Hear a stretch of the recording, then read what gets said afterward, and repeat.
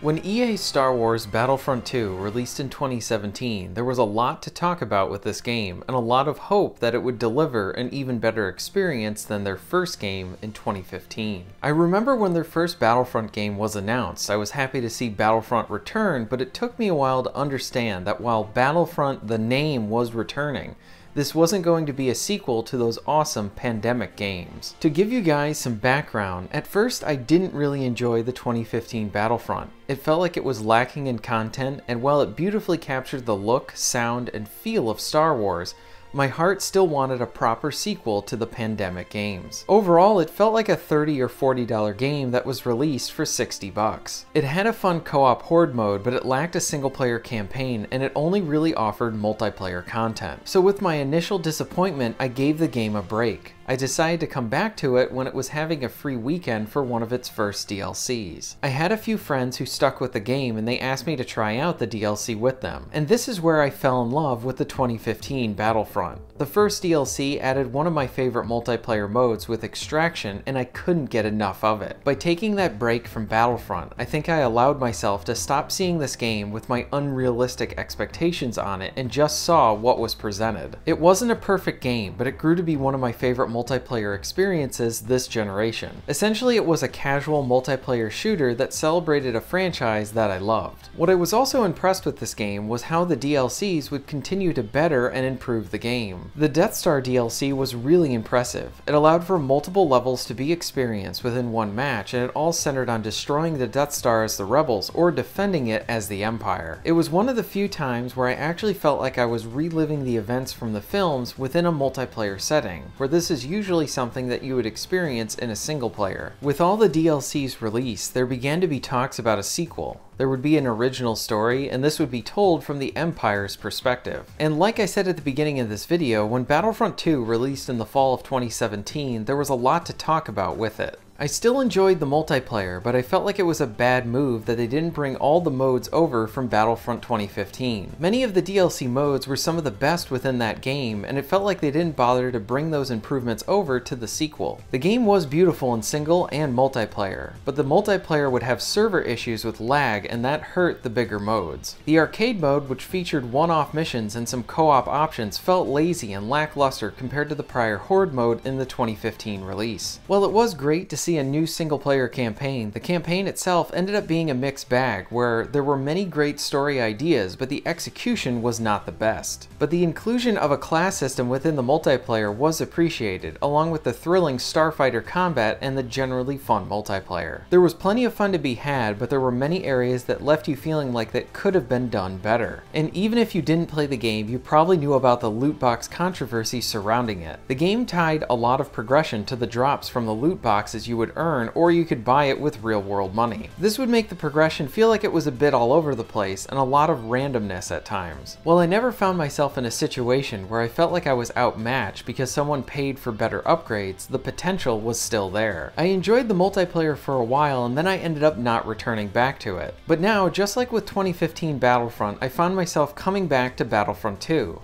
I saw that they were planning a large update for September, and they planned on including a new co-op mode along with adding instant action to the game. The co-op really piqued my interest, so I installed the game before the update and decided to jump back in and see what they had added to the multiplayer for the past 2 years. I ended up finding a reworked progression system along with new and returning modes. While I do think Battlefront 2 could have launched stronger than it did, I try to give credit to the developers that worked on these games, and especially when they try to better them from their initial release. I feel like now might be an appropriate time to give Battlefront 2 a second look, or a second chance at what they were initially trying to do. Ladies and gentlemen, I present to you my re-review for EA's Battlefront 2.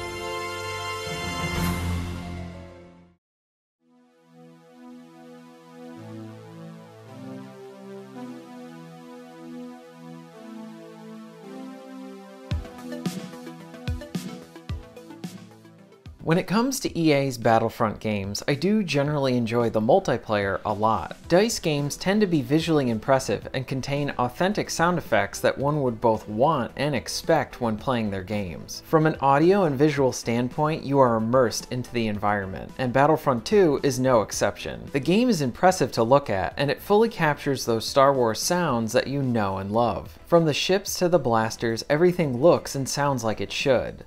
The game does plan itself into an arcadey feeling that allows the action to be both immediately enjoyable and accessible to players. The shooting feels right, with enemies reacting to your blaster shots, and while this game is not graphic with blood and gore, the impact of your shots are felt. One detail that I really love is how the blaster shot will be on an enemy when you kill them, along with the smoke that is produced from the blaster fire. The multiplayer features 4 main classes, and then features many different reinforcement characters for the players to choose from, and these can range from elite or specialized soldiers along with hero characters. With each match, you start out with a selection of 4 different classes. As you earn points from killing enemies and playing the objectives, you then can respawn as one of the famous Star Wars heroes, or as one of the fun reinforcement classes. I love that they added in the Republic Commando for the clone side. The 4 main classes are the same with each team, but the heroes and reinforcements are different with each faction. This makes it enjoyable to try out the different periods that are provided in Battlefront 2. With this, Battlefront 2 makes a great effort to try and provide something for every Star Wars fan.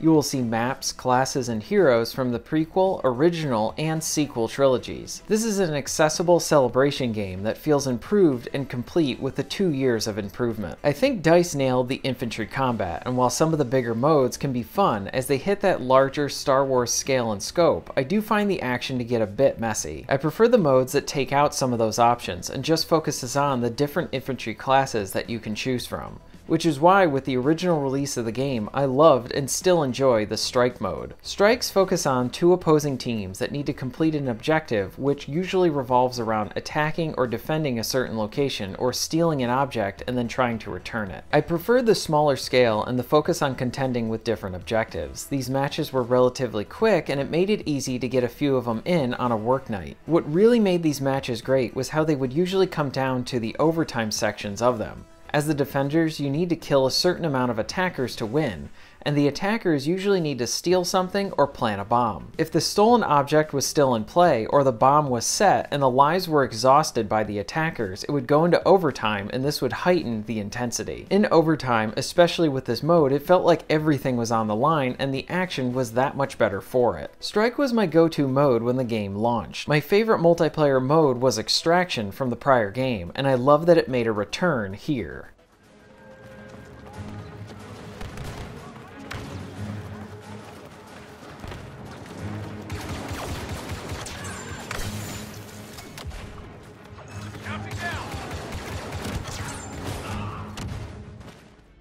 I utterly love Extraction. It works so well as an infantry-focused and objective-based mode. The gist of it is that if you are the rebels, then you're trying to move this cargo from checkpoint to checkpoint.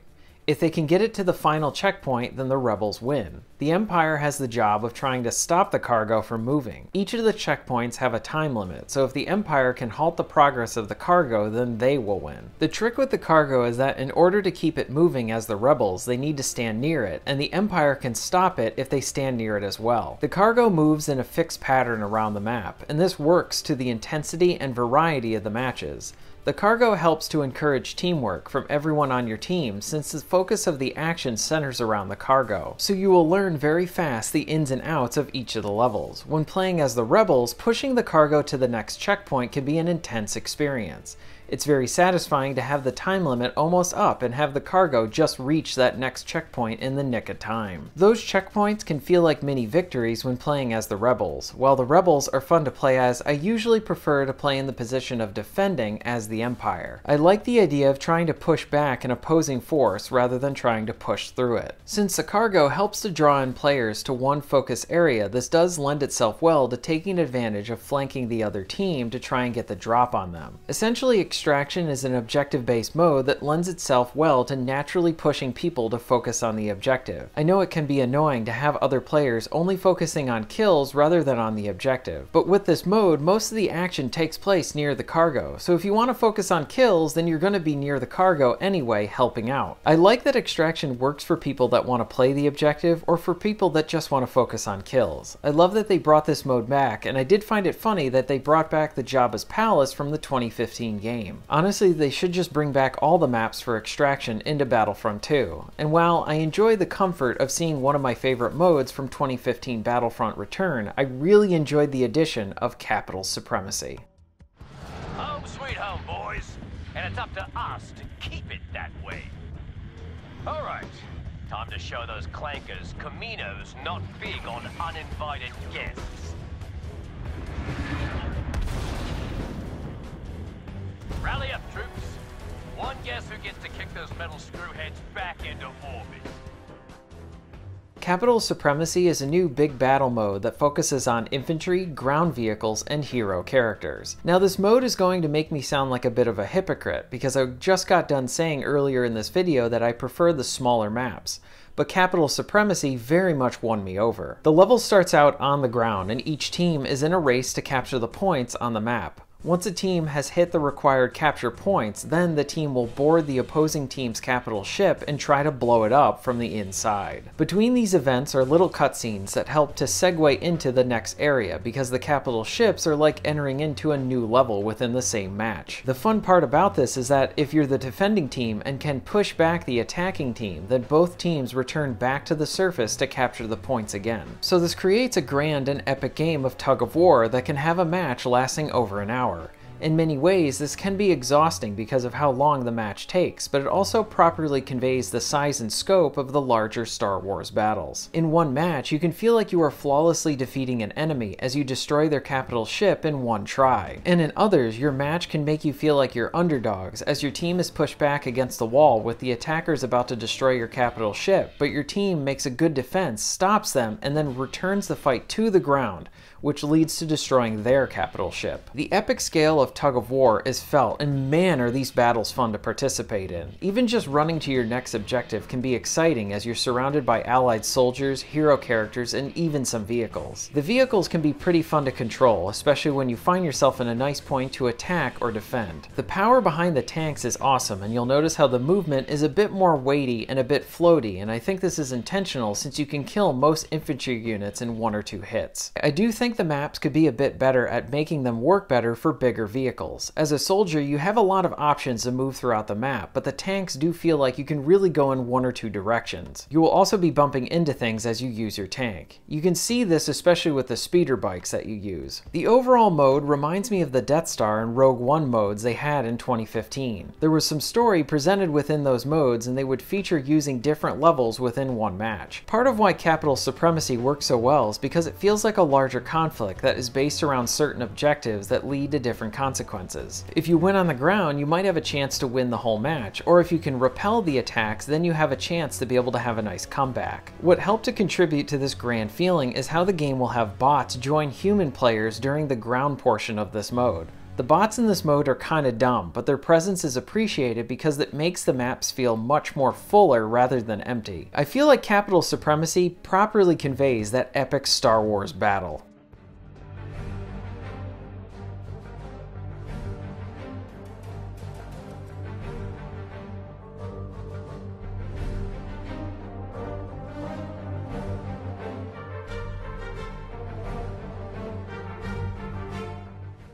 Starfighter Assault is one awesome mode that is very different from the rest because it's all ship focused with no ground combat. This mode is simply great because controlling the different starfighters is awesome. I love flying in this game, and it really does make me want a remastered collection of the Rogue Squadron trilogy, or hell, even a new game. Starfighter Assault usually has one team defending their capital ship and another team trying to attack it. There's smaller ships to go after along with a bunch of AI players to really mix up the match. This is one of the best modes in the game, and it does a good job of bringing you into those Star Wars space battles. I do like that you can drive into some of the ships, but I wish that there was a bit of a hybrid mode where you could land your ship on a capital ship and then battle in the hangar on the ground. This was an excellent feature in the original Battlefront 2, and I know fans would love to see it return. The Ewok mode is much more enjoyable than I initially thought it would be. Initially, I thought this was going to be one of those one-off modes that I would try a few times, but this actually makes changes to the game and makes things really interesting. So as the Stormtroopers, you need to hunt down the Ewoks. The Stormtroopers can only play in first person, and they have a hard time seeing and must rely on the flashlights. The Ewoks then try to survive while picking off the Stormtroopers one by one. The Ewoks don't have a lot of health, but they have a lot of situational awareness that they can use to their advantage. The Stormtroopers' best chance at survival is to stick together. If you are playing with friends, communication is highly required.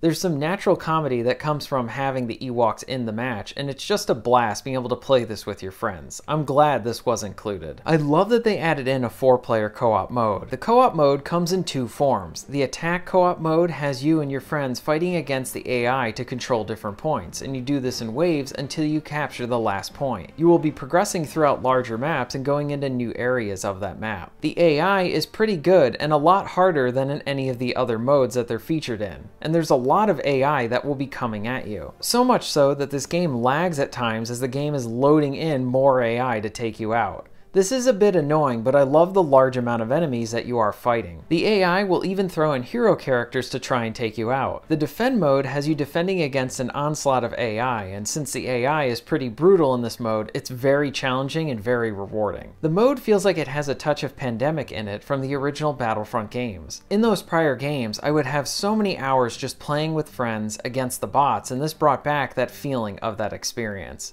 This is a great option too to keep you playing the game and a nice way to take a break from the competitive modes. I really love this addition. You know the drill. Take those command posts to deploy reinforcements. Head to the Dreadnought and seal the deal.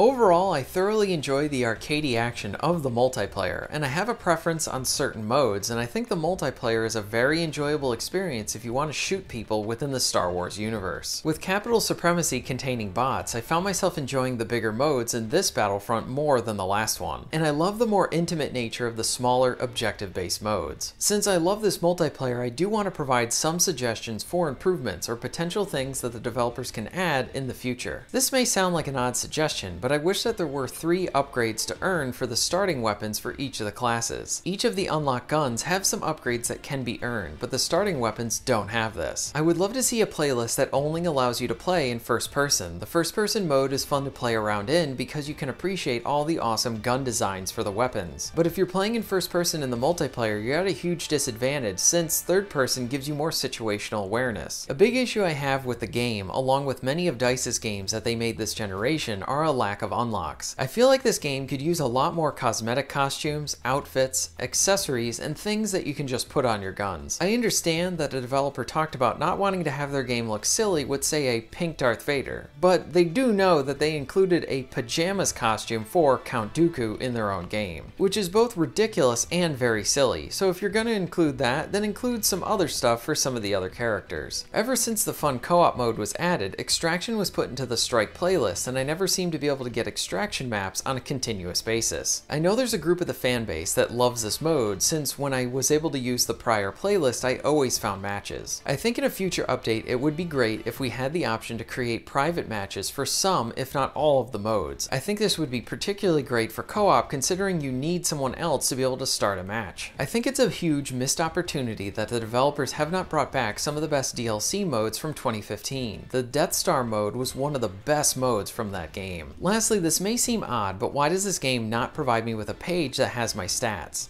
I want to see how long I've played the game, my KDR, how many times I've lost and won matches. This was in the 2015 game, so I don't understand why it isn't here. While these are personal areas that I would like to see addressed from Battlefront 2, I want to acknowledge again how much this team has worked to improve their game. A huge issue for a lot of people when this launched was how the loot boxes were used for unlocks and progression within the game, and also allowing you to be able to use real-world money to be able to earn in-game items. This has been completely redone to the point that the loot boxes are not even featured to the player. The progression follows a more traditional format of playing different classes and earning upgrades for those classes. The addition of older modes and newer modes has shown that the developers obviously care about their game, especially with how good the newer modes are. Capital Supremacy can be a big mess, but it really does capture that large-scale feel of a Star Wars battle. The addition of bots with players gives you the feeling of being in a grander fight. The addition of the co-op mode shows that DICE wants to provide different avenues for players to enjoy their game.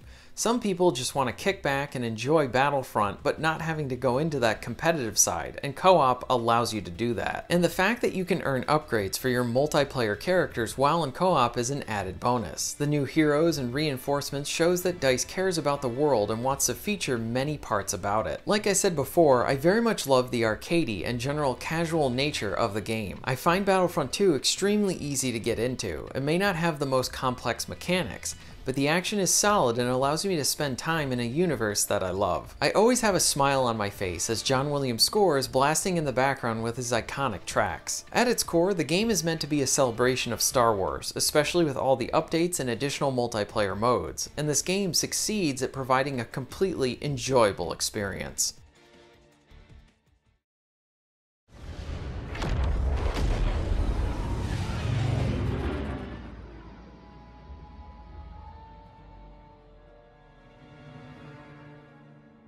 Captain, she's highly trained. Deception, infiltration, extraction. She's special forces. I was really happy to hear that Battlefront 2 was going to have a campaign, and I was even more excited to hear that the campaign was going to be an original story that was seen from the Empire's perspective. As a concept, I think this is a really cool idea. Most of the Star Wars stories and games do feature villains, but our main perspective is from the side of the heroes. I think the writers had their heads in the right place for the ideas, but I had a lot of problems with the execution of those ideas. The main campaign focuses on Iden, who is the leader of Inferno Squad. Essentially, she is in charge of a special ops unit. Through her eyes, we see the events of Return of the Jedi from the Empire's perspective, but before the player has any time to get to know Iden or even feel like we have been with the Empire for long, the game throws in a big story moment that they wanted to land better than it actually did. While I generally enjoyed playing most of the story missions, many of my issues with the campaign comes from the execution of the writer's ideas along with the rushed nature of it. There's these key moments within the campaign where the story is aiming to make the player feel something, but it never feels earned. Moments like seeing the second Death Star blowing up, but from the Empire's perspective, or when Iden decides to turn on the Empire, or when Del and Iden fall in love, or even when Iden dies at the end of the game. The way the story was executed made it feel like the writers were trying to check boxes and hit specific story beats without doing the legwork to determine the best way to approach them. My first big issue with the story is how Iden is barely even a character. I didn't really see this the first time I played the campaign as I was distracted by other issues along with the outstanding cutscenes. But Iden lacks any sort of challenge or internal conflict. She seems to do everything well and doesn't really have any sort of struggle. There's even some hint of some sort of father-daughter issues, but it's never explored, and it's another example of an excellent concept that is wasted in execution. When I beat the story mode again, I struggled to find ways to describe her other than referencing her job as a soldier. I think the voice actress does a good job with what she has, but the writing is lacking. Since we know that Iden does eventually turn from the Empire, it may have been better to plant that seed of doubt in her sooner within the game. This way, she can have some conflict between her duty to the Empire and potentially her father, and what she feels is right. Another source of conflict could have been from the rebels when she joins up. It would have been interesting to have rebels question her motives as she tries to win them over. Through this, they could have some nice leadership moments along with forgiveness and potentially friendship with new characters. Her conflict with her father could have been made more personal, and by having her try to prove herself to the rebellion, that it could have turned her into an underdog as we try to root for her to earn her place among the rebels. I think the game should have started on Hoth at the start of The Empire Strikes Back, rather than during Return of the Jedi. It would have been better to see the Empire at their full strength beating the rebels back. This way the player can experience the Battle of Hoth from the Empire's perspective, and you can see how they are dominating the rebels. Then Iden could do some more missions where she eventually learns about a rebel spy that learned about the trap that the Empire is planning for them on Endor. Then Iden can stop the rebels from learning about the trap, and then she is on Endor completing her mission and sees the second Death Star blow up. And there's a bit more weight hopefully behind this moment since the player was able to experience within the game the Empire at their full strength, and now they feel vulnerable. The mission following Endor is pretty good in both gameplay and story because it shows how the rebels are not stopping in their assault against the Empire. But 2 missions after this, we see Iden turn because the Empire decides to use her home planet as an example to the galaxy and blow it up. Iden's love for her planet, her relationship with her father, and her turn from the Empire could have been handled a lot better. Iden states she cares about the people of her planet, but this is only told to the player, and we never see examples of this. I do think if the story provided some scenes or flashbacks showing Iden before she joined up with the Empire, maybe she had a childhood friend who stayed to work on the planet, or she had an old mentor who lived on the planet. This way Iden and the player can put a personal face to the planet. This way when the planet is threatened, the player feels more connected to it since we care about a character who lives on the planet. Maybe Iden tries to go down to the planet and save her friend or mentor, and as she gets to them, they have a moment, and then that friend or mentor is killed by the stormtroopers. And at that moment, Iden is pushed to her limit, and she feels betrayed by the organization she works for. The writers could have even saved her turn from the Empire until the very end of the game, and most of the story could have been her struggling with what she feels is right and her duty to the Empire. Her turn from the Empire could have been better, and the story should have spent more time with the Empire before Iden turned. If the writers need inspiration for a good template, then I would suggest looking at the first Force Unleashed. This told the story of Starkiller and experiences most of the narrative from the Empire's perspective. Most of the story is spent seeing how Starkiller is extremely conflicted and does not know where he belongs. There's both good and evil in him, and this makes for a really interesting conflict for our main hero. At the very end of that game, the player must then choose as Starkiller to seek redemption and decide to join the light side, or fully commit to the dark side. This was both an original and interesting story that dealt with a great gray character within the Star Wars universe. While I am not saying to copy Force Unleashed for Iden's story, but this could have been a good point of reference for inspiration.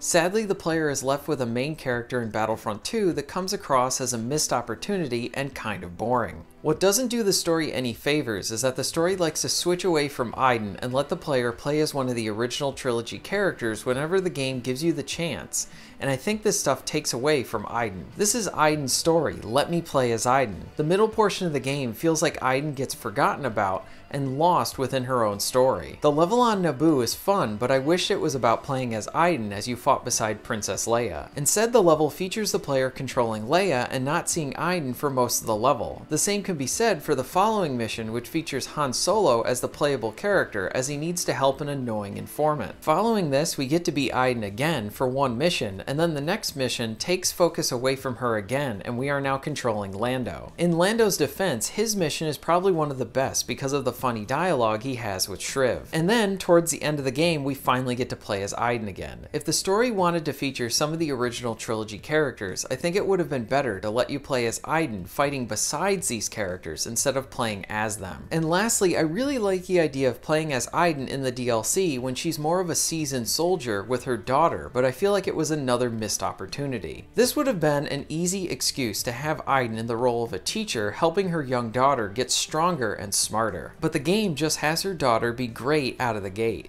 The DLC story missions follow suit with the main campaign. Fun to play, but rushed in execution. I do think that the overall concept of having an Imperial soldier turn on the Empire could have been awesome, and the writers could have played a lot with the conflict and situations that come from that. I spent most of this section focusing on Iden, but I do want to praise some of the side elements of the story. While I think Iden is a boring character, I think Del is pretty interesting. Del is the soldier who continually stays by her side throughout the game. He is first seen as a loyal soldier to the Empire and to Iden, but there are a few moments throughout the story where we get a peek into his internal conflict. The most interesting of which is during the Luke Skywalker mission. Luke ends up saving Del and they work together to escape these bugs. The gameplay during this section is very boring and uninspired, but the story stuff is really good. One, cause we get to see Del conflicted on what to do about Luke Skywalker. The Empire says he is the enemy, but Luke showed him some kindness through his actions. I do think the writer got Luke right during this level. It's a lot of small stuff that shows that Luke has grown even more since Return of the Jedi. His character feels respected and I like that. Shriv is another character who is the perfect side character. His side comments are some of the funniest in the games, and he helps to bring life into the script. His mission with Lando is great, and they have a nice back and forth, and I think the writing is at its best during this mission. It is such a shame that these moments of good could not have been throughout the whole game. I do want to praise the guys that made the cutscene. There are many cutscenes, and man do they look great. The visuals all around are very impressive. The gunplay is very enjoyable in this game with great sound effects and solid impact. The sections where you're in a starfighter are some of the best in the story mode, and I think the best story missions feature you going on foot and then going back into your ship for flying action. I do think the AI could have been more interesting, as they can be pretty dumb. And I do think it's really odd that you cannot roll in the single player, but you can do that in co-op or multiplayer. In the single player, I would have a grenade thrown at me, and usually I would roll out of the way, but here I couldn't do that. Lastly, I think the campaign should have allowed you to be able to at least carry 2 main weapons with you and have a cover system. Since most of the buttons are used on the controller, they could have you holding down the reload button as a way to change weapons. And many of the enemies will use a sticky-like cover system when fighting against you, so I don't understand why I can't do the same thing. The animations are made, and you die in a few hits, so it makes sense to have a cover system just for single player. The campaign is a brisk experience that feels like good ideas that were rushed in execution, but also fun to play through.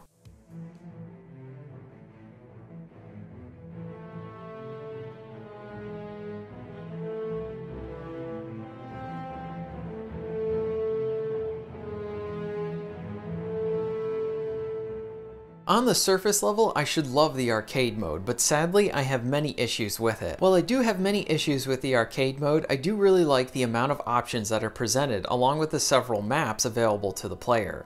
With the different maps, you can select what faction you want to play as, cooldowns on moves, if you want heroes available, the enemy's strength, and more. My main issues are focused on the Onslaught mode, which should be a fun horde-like mode similar to the 2015 Battlefront, but it ends up being worse than that game. Once you are in a game, you must face off against a large amount of foes that will try to hunt you down. My biggest problem with this mode is how it doesn't really know how to pace itself right. You are continually bombarded with enemies that the game never gives you a break. In 2015, you had waves to defeat, and each of the waves would be a bit different. You would have the variety of different soldiers to fight along with different AT-STs and TIE fighters that would try to shoot you down. And on occasion, you would need to defend a pod to get useful items. Battlefront 2 just has continuous enemies running at you, and it gets boring really quick. I think Arcade has a decent baseline, but I think some more tweaks would substantially improve this mode. The developers should have the enemies come in waves and change up those waves with different troopers to fight, depending on the map, and have some vehicles to fight or maybe a hero. To have more variety, give the player some objectives to do in certain waves, like collect X amount of items or defend a certain location. These small things would help to keep it interesting and help it not be repetitive. I do think Starfighter Assault is a bit better, only because you're flying, but it suffers the same problems, and the battle scenarios were a massive missed opportunity. What would have been sweet is if they use these missions as a way to experience classic moments from the movies. One could have been the Death Star Assault, and another could have been the fight on Geonosis. This is a celebration game, so that would totally fit. I was disappointed with the arcade mode at launch, and I haven't found my opinions to change. I do wish the developers could give this mode some more love, as tweaks would go a long way. Now, the last single player mode is Instant Action, and I completely love this addition. Instant Action works like playing the first part of Capital Supremacy. You just need to capture a bunch of points on the map. You get a good amount of maps, and currently it only focuses on the prequel era. The bots are fun to fight, and the action is good. Just like the online co-op modes, this makes me feel like I'm playing Pandemic Star Wars again. In those titles, I spent most of my time either playing by myself or in co-op fighting the AI. I understand the competitive side of things and online modes has more traffic, but I still like that co-op and modes like instant action are here because it's greatly appreciated. I hope they expand instant action to include more modes and the multiplayer, and potentially including a Starfighter option to this as well. Instant action is the best way to preserve the multiplayer experience when the servers eventually shut down in the future. Over the course of the next year, I hope they continually add in more multiplayer modes into instant action and a split screen option. The addition of instant action tells me the developers are listening, and it gives me hope that this will get continual support down the road.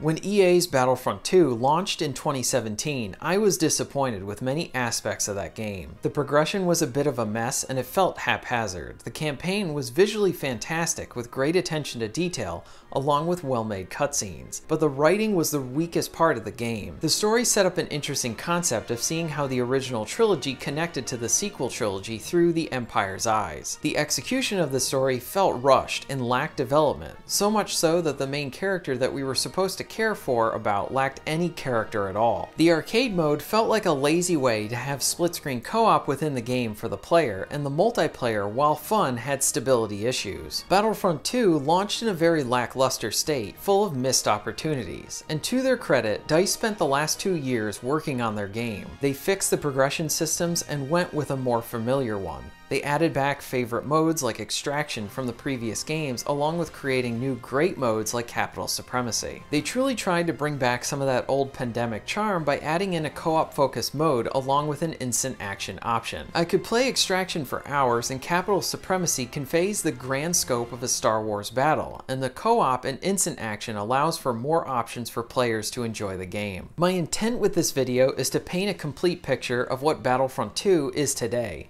The good, the bad, and along with to show how far DICE has come to earn a second chance with this game. DICE deserved a lot of criticism when the game launched, and now I think it's time to acknowledge the work and effort that they put in to make it a better game. And while I understand those that will say that Battlefront 2 should have been right from the start, I both agree with this statement, and I would rather focus on the 2 years of updates rather than continually looking back and only focusing on the launch. I hope this video helps to paint a more complete picture of Battlefront 2 and how it currently stands. Battlefront 2 is a celebration of the Star Wars universe and allows you to enjoy it from the perspective of 3 different trilogies. There's something in here for any type of Star Wars fan. I acknowledge the flaws and praise the work that has been done to make this a better game. I love this game and I would now recommend it to any Star Wars fan.